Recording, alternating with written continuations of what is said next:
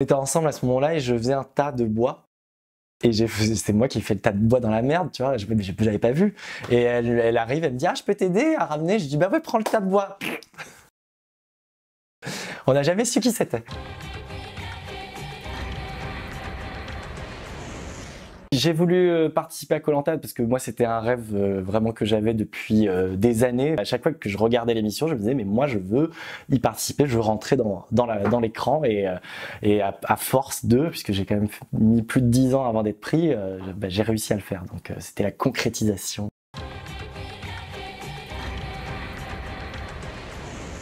Je suis avec Thomas depuis des années maintenant et je me voyais pas en fait l'occulter ou occulter cette partie de ma vie. C'était juste impossible vu que j'assume mon homosexualité de façon très simple et très fluide, on va dire, au quotidien. Tu penses évidemment à comment tu vas présenter aux autres aventuriers le fait que tu sois homosexuel.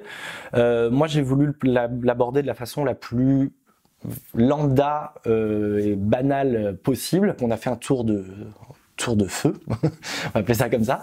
Et j'ai juste dit voilà, je m'appelle Cyril, je vis à Paris, j'ai 37 ans, je suis designer, je vis en couple avec Thomas et je fais du water-polo. La seule blague qu'il y a eu, c'est Cindy qui a dit ah mais Thomas c'est le mien parce que son mec aussi s'appelle Thomas. Donc en fait, voilà, tout est passé de façon très limpide. Je l'ai annoncé de façon simple. Ils l'ont reçu de façon simple. Et ça s'est très bien passé.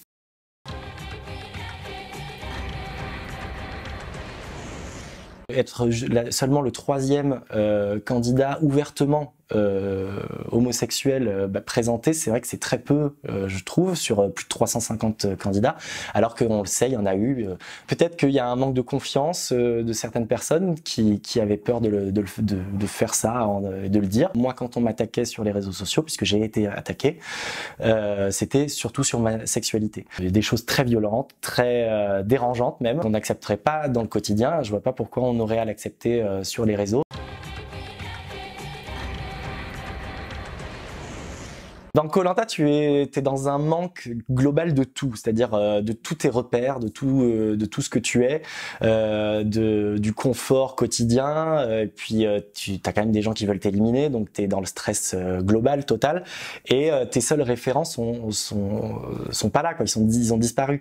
Avoir le coup de téléphone et le fait que Thomas vienne sur place, c'est un réconfort, mais dont on n'a pas idée en fait. Le coup de fil m'a réconforté, m'a permis de me repositionner dans le jeu et de me dire que je vais aller loin, que je vais y arriver parce que j'étais rassuré. Et le fait qu'il soit là, c'était une fierté parce que j'étais très content de représenter ça au public sur TF1 à une heure de grande écoute et que ce soit voilà, mon mec, notre amour soit montré comme ça de façon égale aux autres. Et puis je remercie la prod d'avoir pu créer ce moment qui était très très fort. J'avais dit pendant mon casting que si je gagnais les 100 000 €, ça m'aiderait avec Thomas, mon compagnon, à fonder une famille. J'ai pas gagné les 100 000 €, hein. Breaking news. Mais évidemment, l'envie de fonder une famille est toujours présente dans notre couple. On est plutôt en train de se tourner vers la coparentalité. La coparentalité, c'est une démarche complexe, surtout dans notre cas, puisque là, on est un couple d'hommes et une femme, ce qui veut dire qu'il y a un des parents qui n'aura pas de droit légal sur l'enfant. La nouvelle saison de Koh Lanta, donc évidemment je la regarde, je fais même des petits débriefs sur mon Instagram, vous pouvez aller voir. Le concept est très intéressant de mélanger un petit peu nouveau et ancien. Je trouve que voilà, l'idée était très forte, donc je suis content que Claude et Moussa aillent loin, soit en finale. Et dans les nouveaux, j'ai des préférences évidemment. Nawel, j'apprécie. Puis j'ai hâte de voir la suite et de voir qui va remporter et rentrer dans le panthéon des gagnants.